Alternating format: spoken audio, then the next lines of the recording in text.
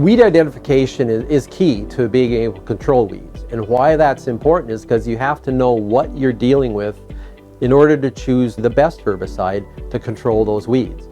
So identifying them early is important when they're small, because you want to control the weeds, one, when they're small, and two, you can make your plan to choose your herbicide and give yourself or your applicator some lead time to get in the field and make that application. It's very important to have accurate identification of what the weeds are. They look very similar when they're in that small 1 to 2 inch stage. So we need to be able to identify the weeds accurately. In particular, focusing on kochia, one of the weeds that it gets confused with is horseweed. And so when I'm trying to show a grower how to distinguish them, we'll focus on the hair, which they both have, but then we'll also focus on the notches that are on the leaves of the horseweed, but not on kochia.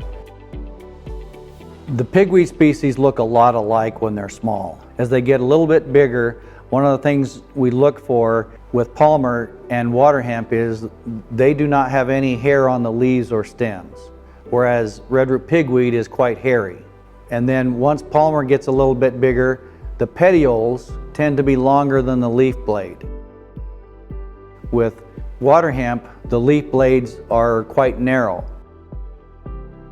The shape of the leaf blade, hairiness, the length of the petiole, those are some of the things we use to distinguish the pigweeds. To properly identify some of our weedy grasses, let's focus first on wild oat, green foxtail, and yellow foxtail, because those are our primary weeds. So for yellow foxtail, we're looking for a flat stem, hairy ligule, and that tuft of hairs at the base of the leaf blade.